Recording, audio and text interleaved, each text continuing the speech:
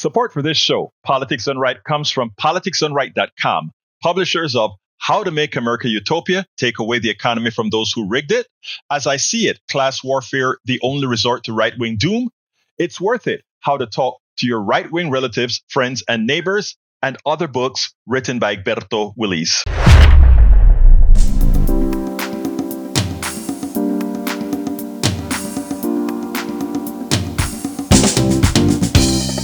Welcome to Politics Done Right. I am your host, Egberto Willies. This is a progressive program that will take the mystery out of politics. This is the program that will encourage you to make sure government becomes we the people. Whether you are liberal, progressive, conservative, or otherwise, you get to air your point of view. We are an independent media outlet that, unlike mainstream media beholden to corporations, we only owe allegiance to you. Remember, you can also send me a tweet at EGBERTOWILLIES. That is at Egberto Willies. Let us engage. It is Politics Done Right. Welcome to Politics Done Right. My name is Egberto Willies, your host. Good morning, Houston. Good morning, Harris County. Good morning to the great state of Texas, and good morning to Northeast Texas, Southeast Texas, Northwest Louisiana, Southwest Louisiana, and every nook and cranny where our 100,000 watt transmitter gets its signals permeated to those magical boxes known as FM radios. We are going to have a great show for you. But before, of course, we have to say as well, good morning to the world, whether you're in Barcelona, Spain, London, England, and anywhere where we have people listening to Politics Done Right. Before we get started, of course, we get to the studio with our relevant geniuses. Good morning, genios de mis hermanos. ¿Cómo están? It's good to know we're relevant. Yes, sir. Hey, Egberto, you are gonna have one heck of a show this morning. The Democratic Party has managed to shoot itself in the foot by pressuring Joe Biden to get out of the race. And the reason they did that is, well, we don't think he can beat Trump. I think he can. He thought he could. But the short-sightedness of it is all just baffling to me. And the fact that Joe Biden can run the country, but can he beat Trump? Very short-sighted and foot shooting. So what say you when we get into the show? And John is already on the line here this morning. He wants to make his opinion known about what happened over the weekend. And we'll get to that in just a minute. But Jack has some wisdom for us all. Brother Jack. Well, maybe it's a farewell. It's, I hate to see you go, Joe. You did a lot of good things. Free vaccines, extended unemployment benefits, investments in infrastructure, rejoined the Paris Climate Agreement, gun control measures, immigration, and now I'm going to say, welcome, Kamala Harris. Hopefully you can beat back the rise of fascism in our nation. Hopefully. We keep our fingers crossed here. Man. Yes, we keep our fingers crossed. I don't usually disagree with my brother from another mother whose name is Howard. But it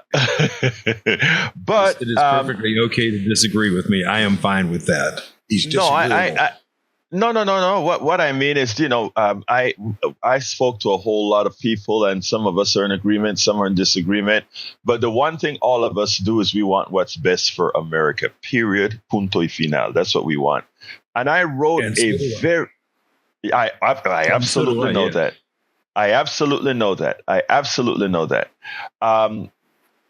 Look, I'll be honest with you. Some of my MAGA brothers and sisters, well, not some of them, the vast majority of my MAGA brothers and sisters, they want what's best for America too.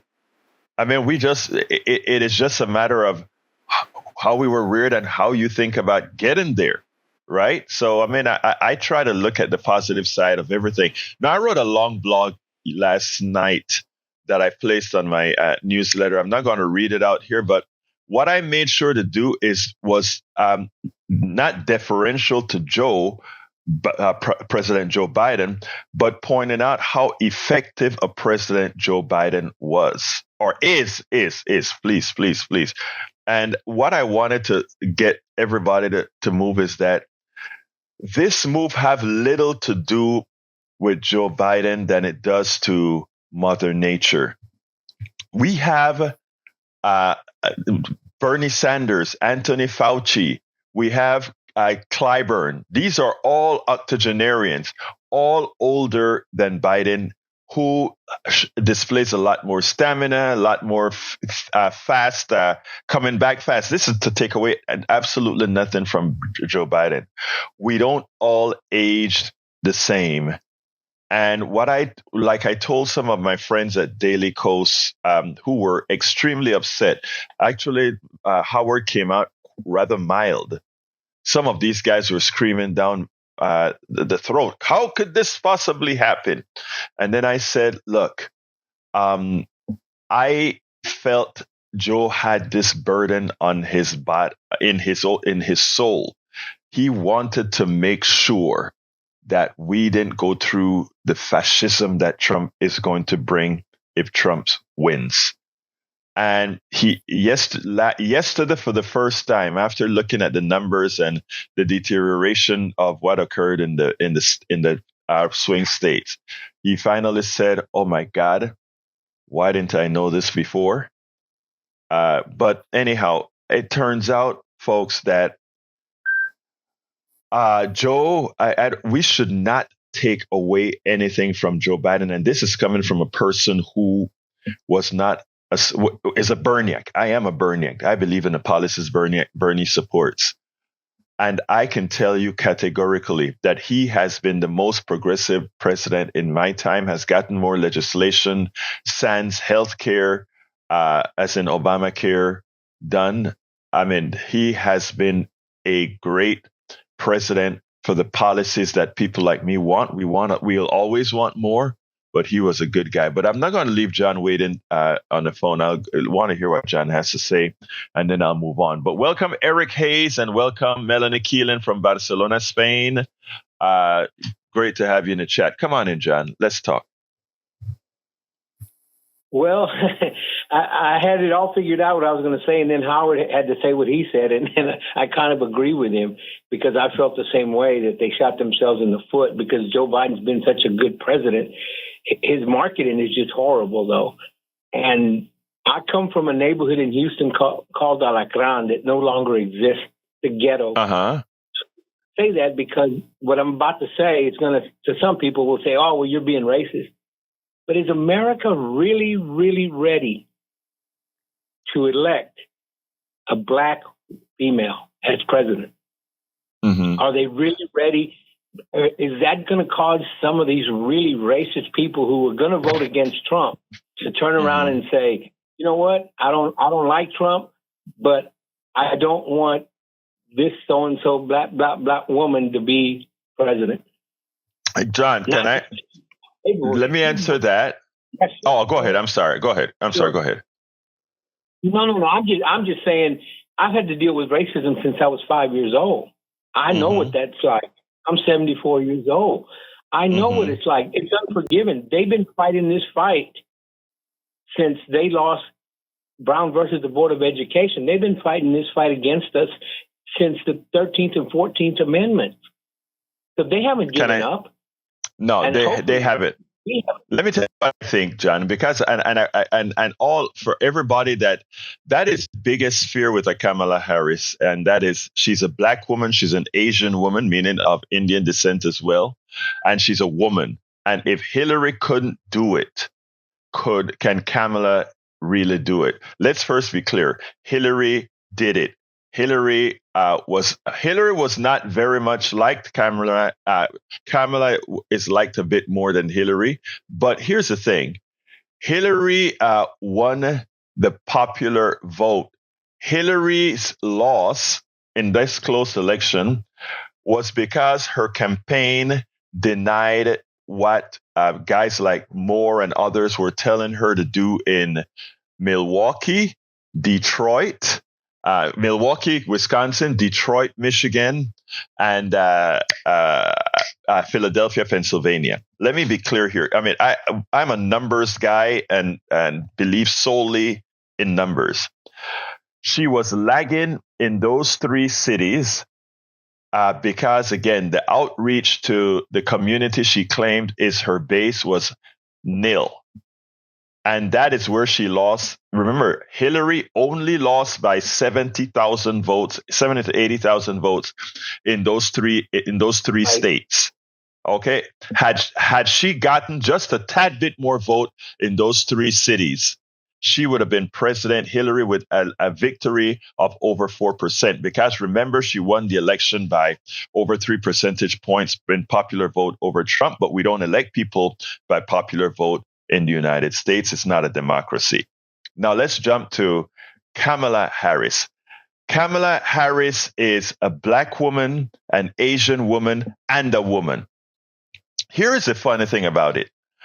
Back in 2008, I was a supporter of Hillary Clinton before I was a supporter of Barack Obama. And also, I had the same sentiment that you have right now, that there's no way in hell Barack Obama could win the election. It wasn't time yet because, the country had not yet changed enough, in my humble opinion, which was completely wrong. Okay. Now here is when I switched to Obama. There's something that Clinton's husband did in North Carolina was one of the reasons, but what eclipsed it was the following. And I think I've told this story here before, and I don't, for those who've heard it before, forgive me. They were canvassing in Pennsylvania, and Obama's team went to a home and asked the woman was at the door and said, "Who are you voting for?" They're doing their tabulations. And this was a white woman. And I don't know why she thought she had to do it, but she called out to her husband in the back and said, "Honey, who are we voting for?" In other words, as if they vote as a unit. Who are we voting for? And then the guy said, "We are voting for the N guy," meaning N-word guy. When I heard that, I immediately knew that Barack Obama was going to win the election. And the reason why was that this guy's racism and all his isms were superseded by what he thought was going to be better for him at that point. And my contention under Trump is that the case, Kamala is not going to win this stuff by sitting back on her butt, or the people that support her are not going to win this stuff by sitting down on her butt.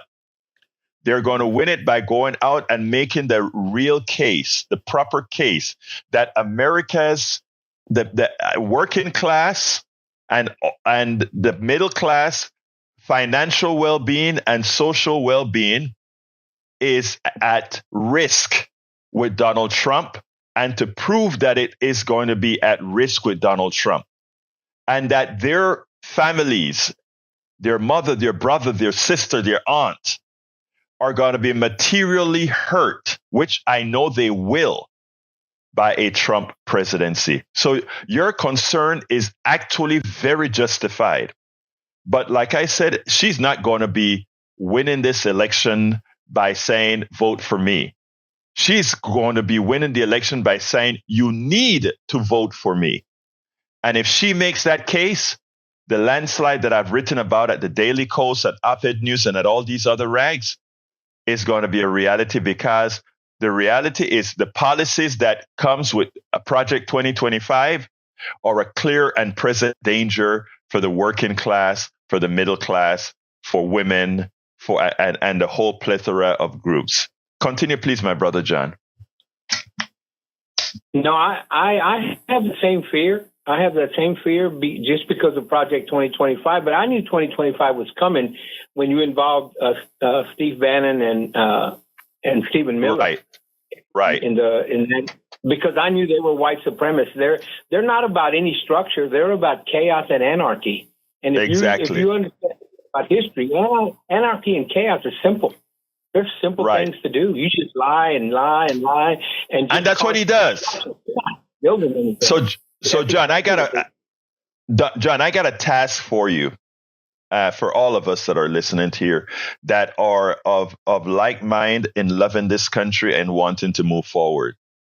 I want us to move without fear. I want us to trust in our fellow American. And I want us to go out there. And there's going to be pushback and there's going to be a lot of fear. But I want folks to look at the math, look at what's best for us, and trust that your neighbor will do the right thing when they go back in that booth. And I know many are going to say, but they haven't done it. To which I answer, we haven't hugged our neighbor enough. And that's all I'm going to say. Hug our neighbor and love on our neighbor and let. Go ahead, sir. If it doesn't happen in November, then what happens? Then what does the president do? If it doesn't happen, does Joe Biden take action and say, I have to protect the United States of America? No, that's not. I break the law because I have absolute immunity. No, that's not who we are. That's not who we are. If America, we are. John, I disagree. I disagree in this respect.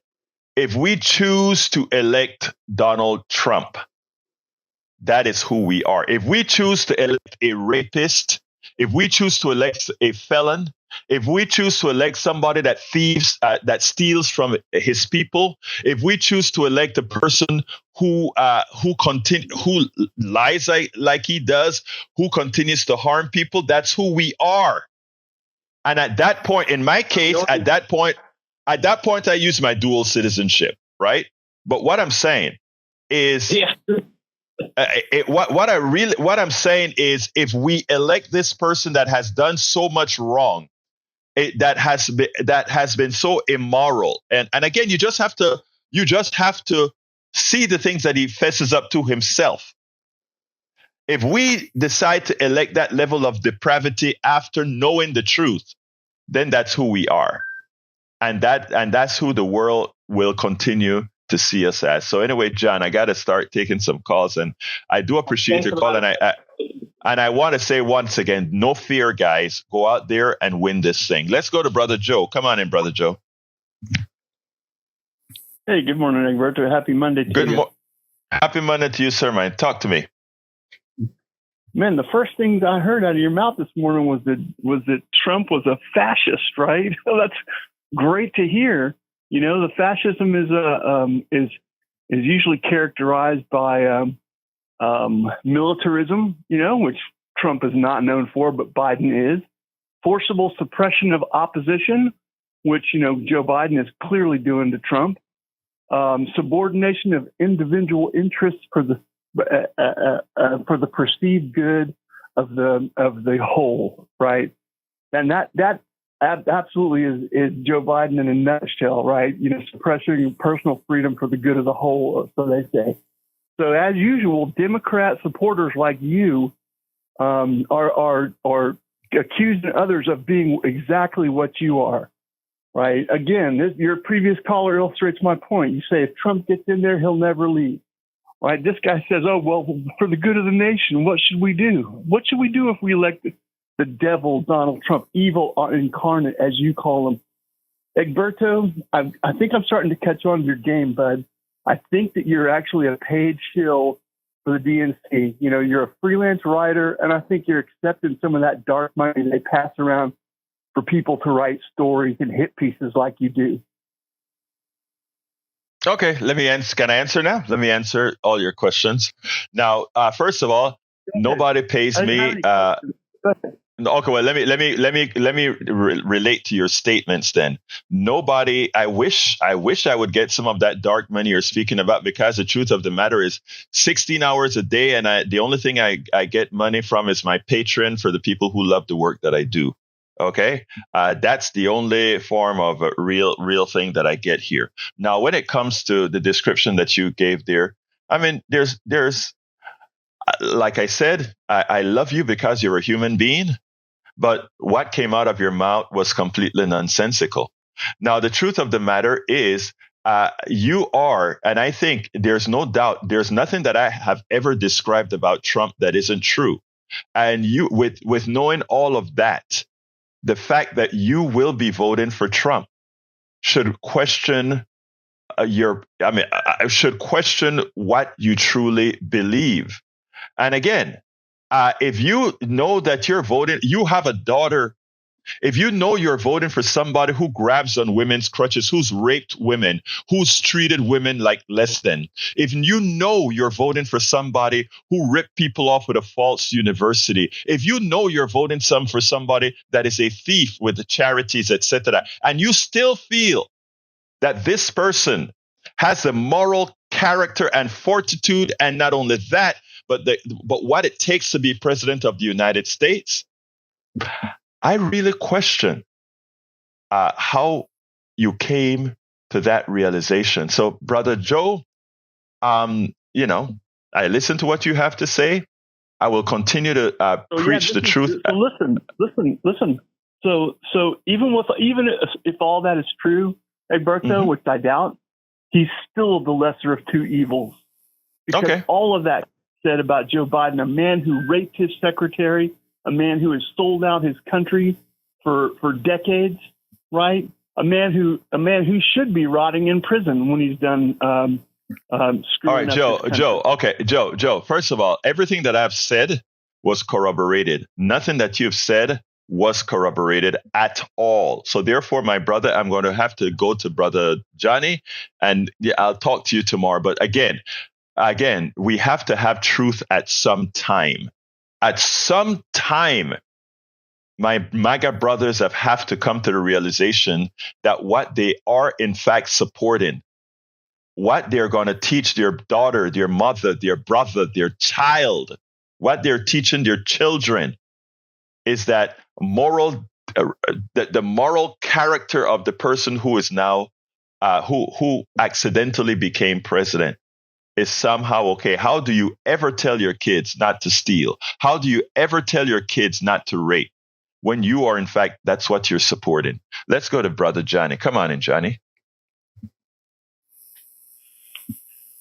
Oh, I was feeling pretty good until Joe came on. Hey, Joe, where you going with that rhetorical gun in your hand? You, my friend, are a poor judge of character to make the assertions that you make repeatedly, not just today, but other days against Egberto.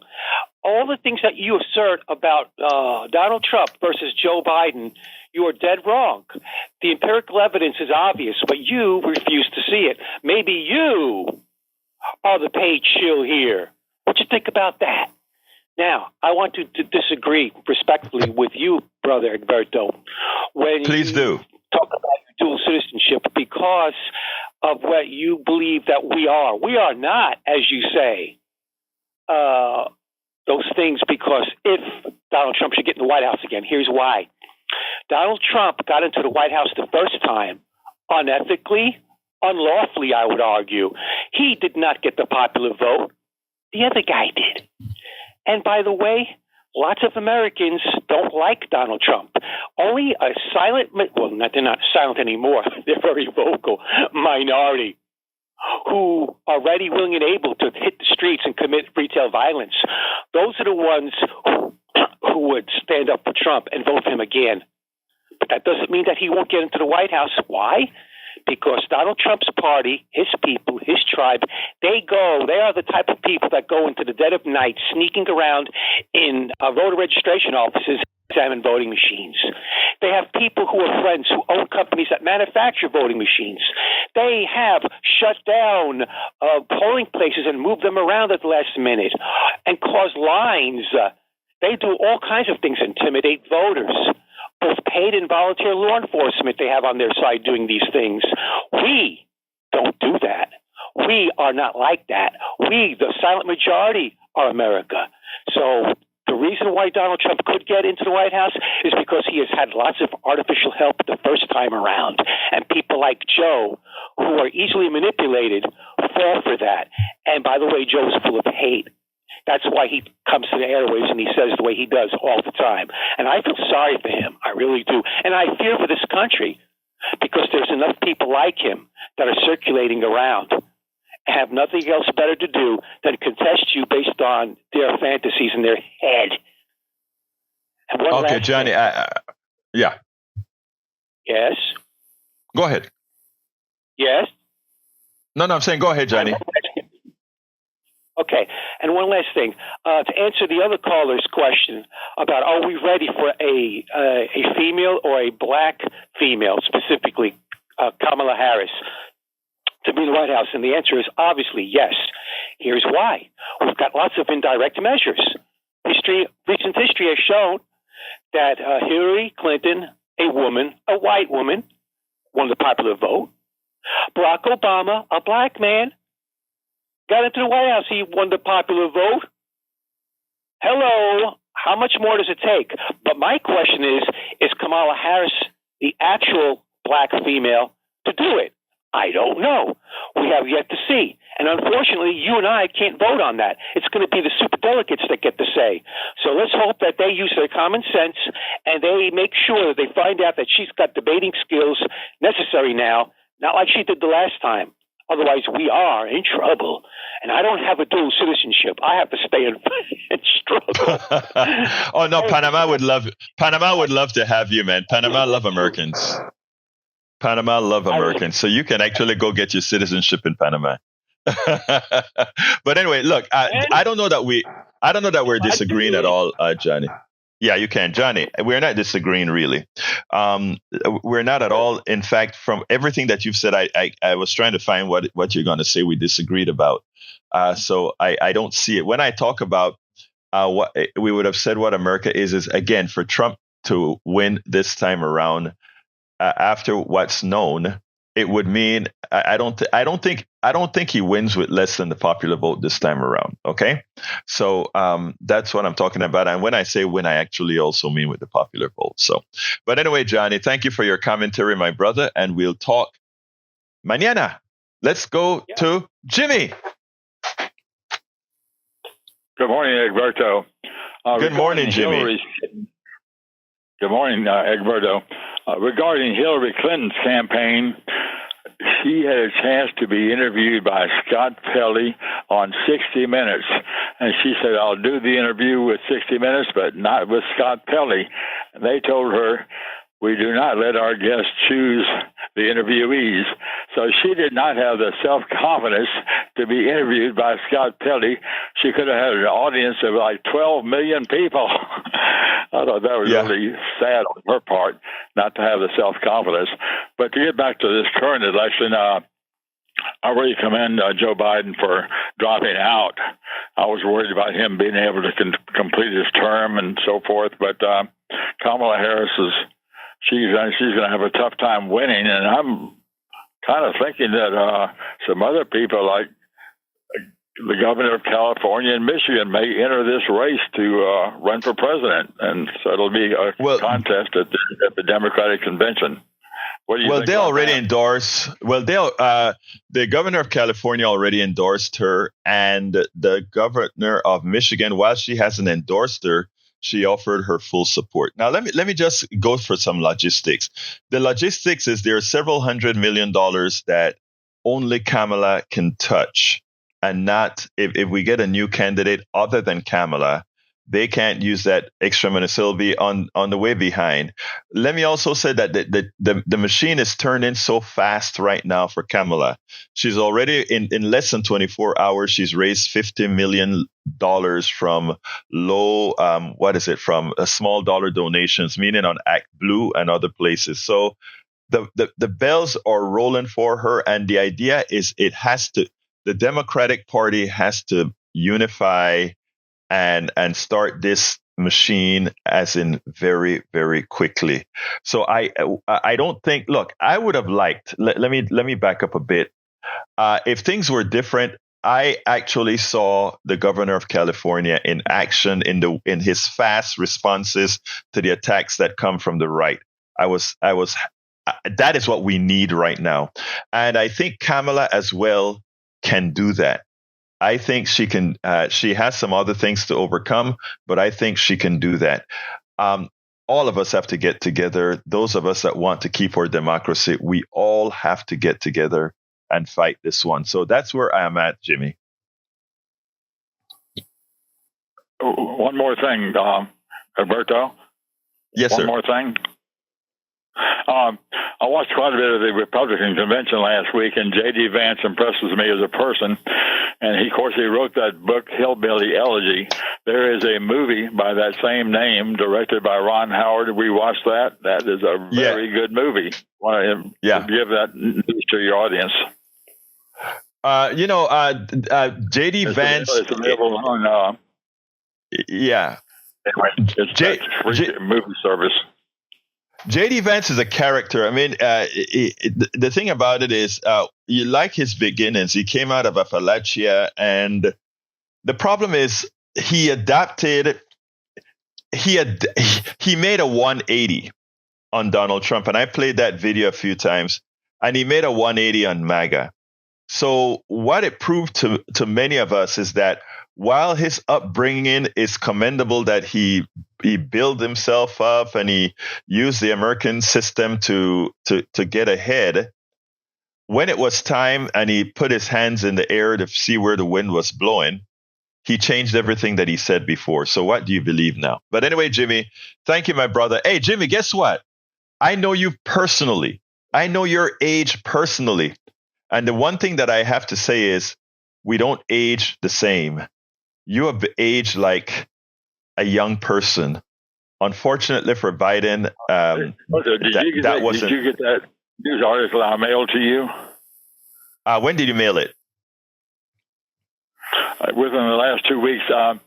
I used to volunteer at KPFT, and I was working part-time at the IRS, and I interviewed Marvin Zindler, and the IRS fired me. They said because I was a volunteer at KPFT, and I thought that was pretty crazy. But it was an article that was in all the papers that I was fired by the IRS for not disclosing way back in the 80s.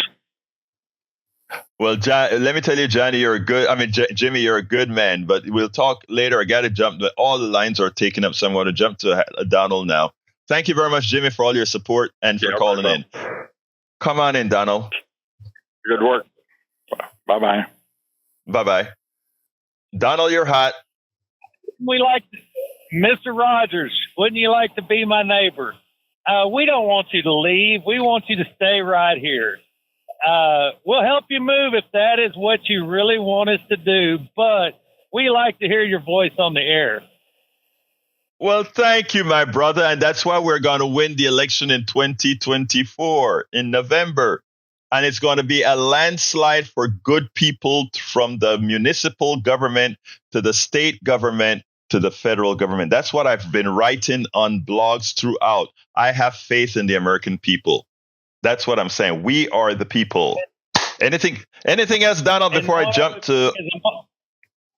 A moment of silence just for Sheila Jackson Lee. I don't know where it came from and what it caused it, but that is a loss for all of us. Yes, it is. That's it. Thank you, brother. And by the way, folks... Have a good day. Thank you, Donald. Love hearing your voice every morning. And folks, on the newsletter, I have an ode to the Honorable Congresswoman Sheila Jackson Lee. I wrote a piece on Substack and on my newsletter at Substack, etc. Well, I at the end of the show, I'll go ahead and read that. I'm going to leave about 3 minutes for that to do that. It's very important. Let's go to Harry. Come on in, Harry. Good morning, Egberto. Good morning, Howard. Good morning, Jack. Yes. God rest Sheila Jackson Lee's soul. She did a lot for Houston, Texas, and she did a lot in Washington, D.C. as a congressman. And she will always be remembered. Very good woman, very good person, and loved this country. We talked about her a bit when I was in church on Sabbath. We prayed for her, even talked about the church, the Who, that she attended. Anyway, now, let's not be, now I'm being comical here, Egberto. Let's not be too hard on Donald Trump. He just said yesterday, I took a bullet for democracy. They keep saying, the left keeps saying that, he's going to destroy democracy. When I took a bullet for it, come on, people, everything's going to be all right. Yeah, right, Donald Trump. And people were bored believing everything you say yesterday. But I'll go on to, Kamala Harris. Well, the state that I'm from, California, Kamala Harris was a successful prosecutor. She was a successful attorney general. She was a successful senator. And I agree with the mayor of politics done right. She does have all the credentials to run this country, be an effective president. But she does have a likability problem. If she can overcome the likability problem and effectively, because she's been talking about abortion a lot with in 2025, and she really has mapped all that out and understands it well. That's probably one area I think she's probably better at than Joe Biden is to explain that. That's on the line along with these other things in that document. Project 2025 is on the line. And so, as you said there a little while ago, Egberto, we have to get out there and do our job as voters, and as Jack Van Diver said at the top, to beat back fascism, because this man is going to bring fascism into this White House, and he's going to be cutting things back. And as Kamala Harris said the other day, when she said that Donald Trump and J.D. Vance are for the America worker and not for Wall Street, that it's, that's done, that's over with. We're not going to continue the neoliberal Reaganism politics that we've been tied to. Wrap it up for me, my brother. Okay. And then the last thing I'll say with caller John. John, I feel your passion and everything, but, we are a violent country because we do have all these weapons and we have these chemistry books with the ability to make bombs and stuff. But you don't want to visit, say that Joe Biden, because he has immunity, would visit violence on President Okay, Trump. Johnny. Okay, Harry. Gotta go. So Thank you, my brother. I appreciate you, my brother. Let's go to Augie. Come on in, Augie. Good morning. This thing about constant lying is not there to ensure people believe a lie, but to make people not believe anything at all. If people can't tell the difference between a lie and truth, they'll fall for this guy who they can't distinguish between right and wrong. And Joe was wrong. If we got a saying here, if it walks like a duck and squawks like a duck, it's a duck. And Trump has said that the fascists and KKK were good guys in Charlottesville, and they killed a young woman over there, and he was okay with that. And he was talking about wanting to be a dictator. Biden never said he wanted to be a dictator. Trump said he was going to arrest and kill people who wrote or talked against him. That's what Hitler did, and he did kill and imprisoned people who lied, who talked or wrote against him, and he imprisoned a whole bunch of people, and that's what Trump wants to do. Yeah, Joe. Well, Trump is a fascist because he acts and walks and talks like a fascist. And Augie, it is. Look, the truth of the matter is, I am not. Like I said, I make sure to engage everybody.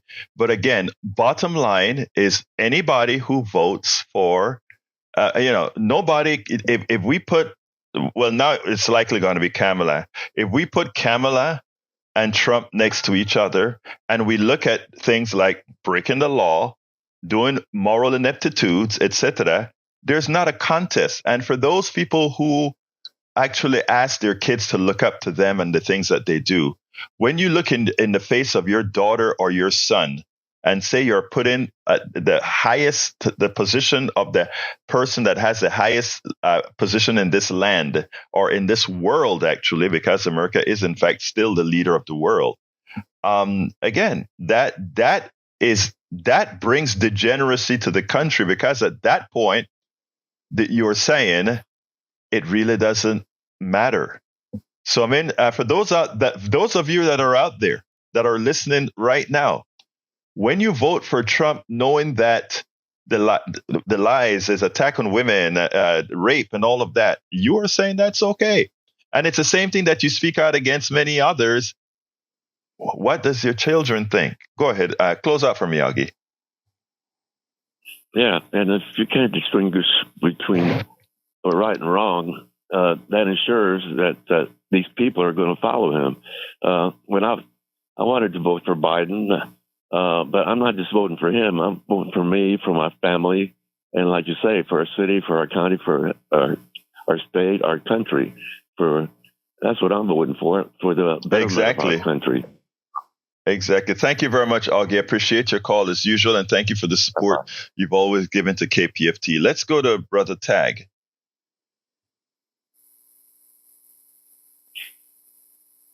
You're on, Tag. Good morning, Egberto. How are you? Good morning, sir. Talk to me, my friend. My opinion this morning is the two strengths of the Republican Party are the things that are going to cost them the election. And those strengths are misogyny and racism. And I don't think they're going to be able to play those cards against Kamala, because it'll be just so blatant and obvious. And people will roundly reject that, if they try to use that weapon against her. So, before it's been kind of an insidious type of thing, they use it. But, if they bring it right out in the forefront, people are not going to buy into it. Now, what do you think? Look, I feel, like I said, I learned a lesson in the Obama campaign, and that was in 2008. We're now 2024. What's that about? Almost. Oh, wow. That's 16 years ago now, right? So I think we have grown. There is a backlash that's occurred. But you know what is also interesting, Tag? The truth of the matter is, if 30% of the country decides to exert the what racism is all about, if they decide to be racist, that's still not enough to win an election. And my contention is we can do a lot better. So I am with you. I think that misogyny, especially now with what the Supreme Court has done with Roe v. Wade, is going to be one of our signature reasons for winning. So I think you have hit on to now the racism part. I want to believe that, but remember, let me just tell you that I live in that reality, and it's a hard nut to crack. But I continue to disregard it with the expectation that a lot of disregard makes it irrelevant. But again, I'm with you and I hear you. Anything else, Tag, before I jump to Betty? Yeah, a couple things real quick. I was kind of humored when Joe earlier said that about Biden being accused of rape. And if anybody that knows anything about that, I think he's referring to Tara Reid. And she ended up going to Russia, Yes. And so I think Joe ought to keep that in mind, that, she's in Russia now. So that kind of tells you where that come from. And I think it's really important to keep things like that to the forefront. Is like, well, how much influence is Russia going to have between now and November? And hopefully people are a little smarter than that. So, okay, Tag, thanks. Got to go, Tag. I appreciate you, brother. Thank you very much. Let's go to Betty. Come on in, Betty.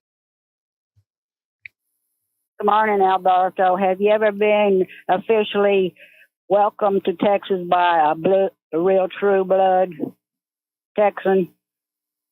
Yeah, I was walking. I spoke about this in my book,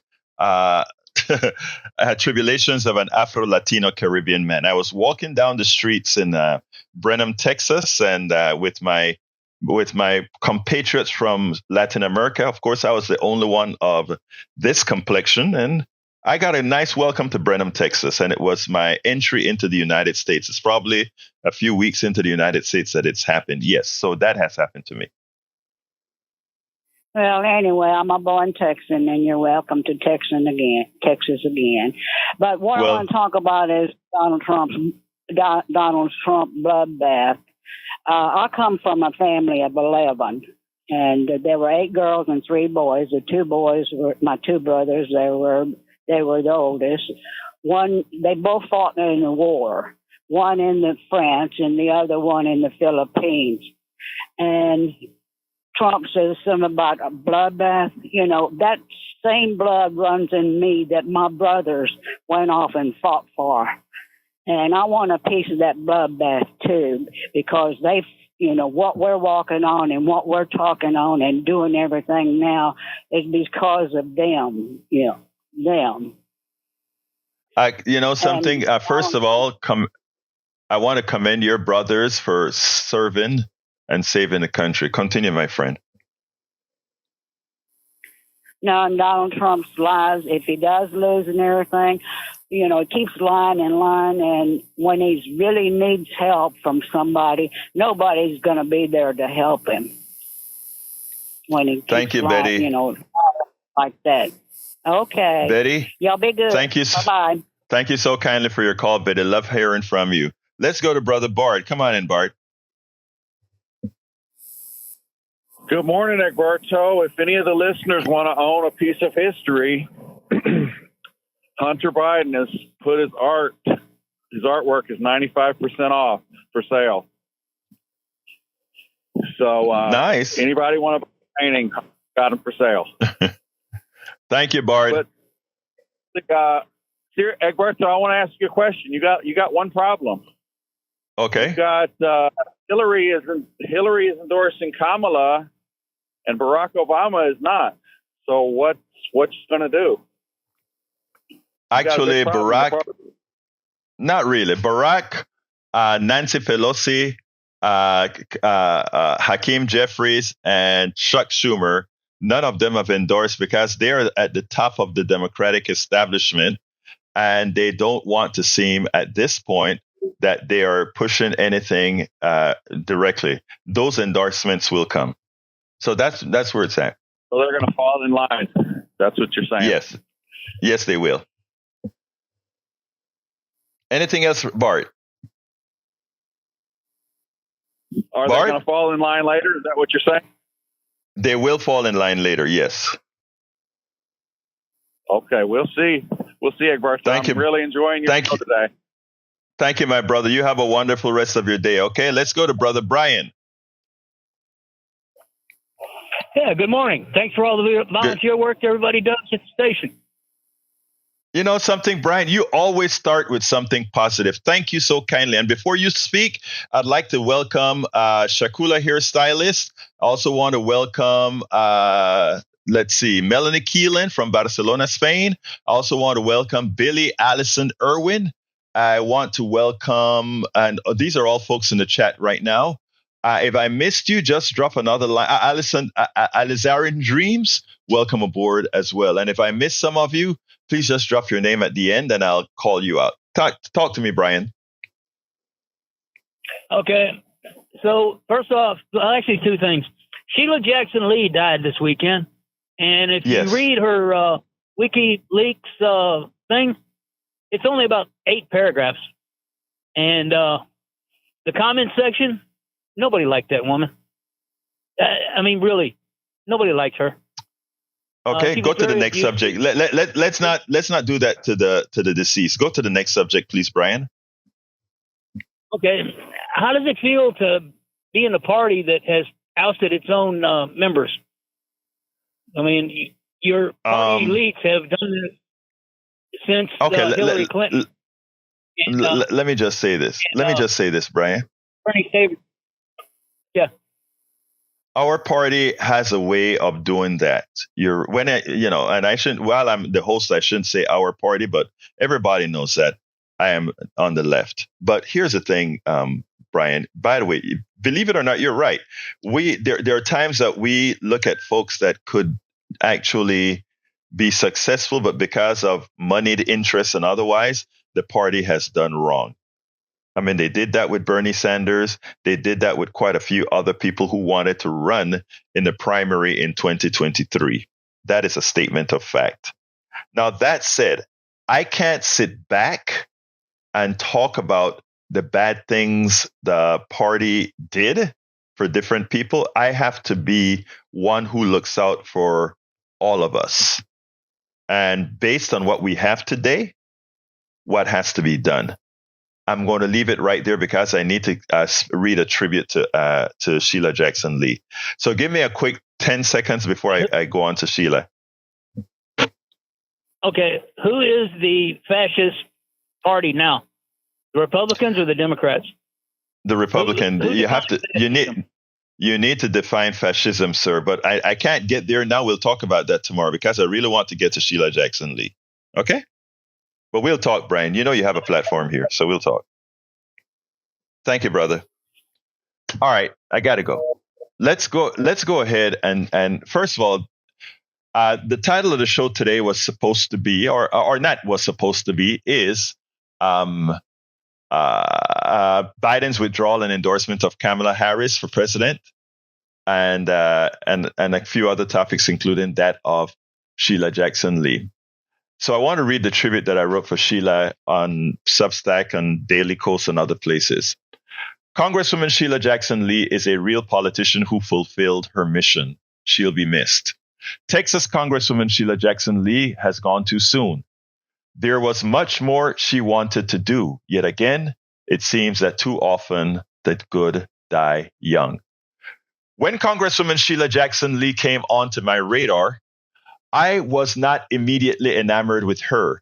She never seemed to miss an opportunity to be on camera or to make her presence known and seen. In my ignorance, even as I knew better, too often, one lets false narratives take root. And I did as well. I allowed a false narrative to take root. As a woman, specifically a woman of color, a Black woman, the Congresswoman had to make her space. She not only demanded her respect, but also took it. Even though Jackson Lee earned it, the powers afforded it to her. She learned the same teachings I learned from our Caribbean Latin American upbringing. Don't complain.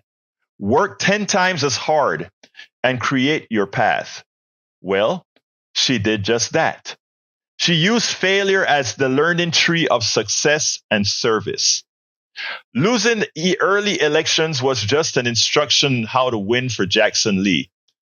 She effectively used the camera and microphone to spread her notoriety and message.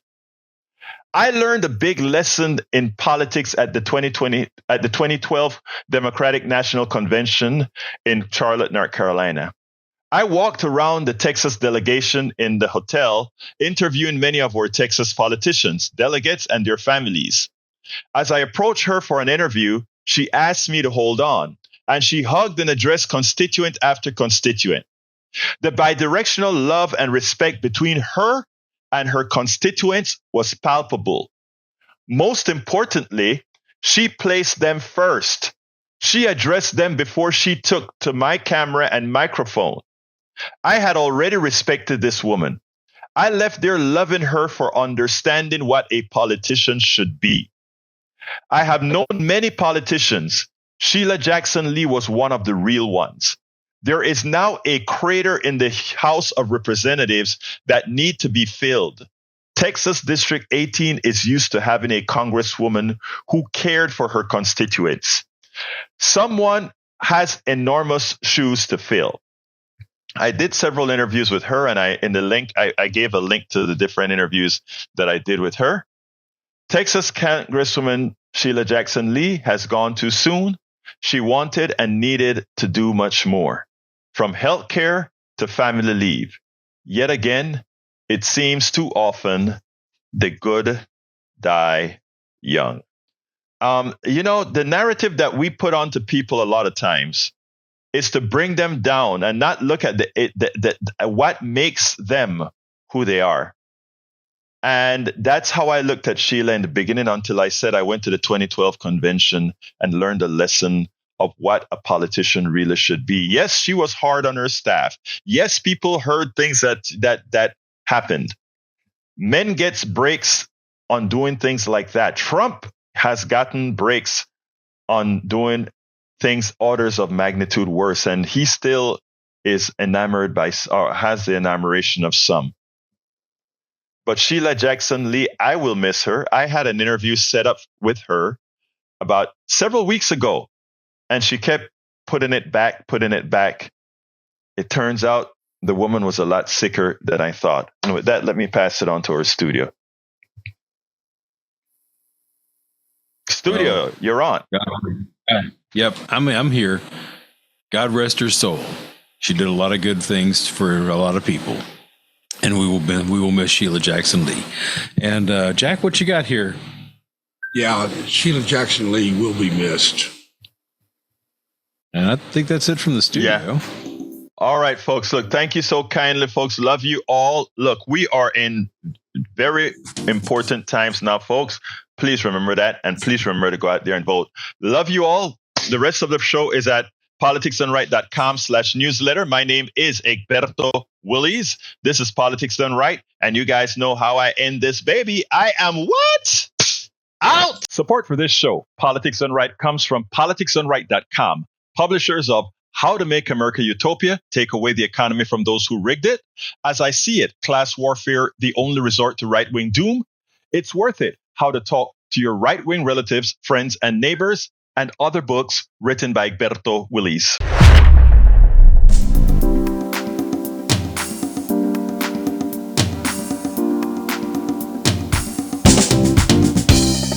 Welcome to Politics Done Right. I am your host, Egberto Willies. This is a progressive program that will take the mystery out of politics. This is the program that will encourage you to make sure government becomes we the people. Whether you are liberal, progressive, conservative, or otherwise, you get to air your point of view. We are an independent media outlet that, unlike mainstream media beholden to corporations, we only owe allegiance to you. Remember, you can also send me a tweet at EGBERTOWILLIES. That is at Egberto Willies. Let us engage. It is Politics Done Right.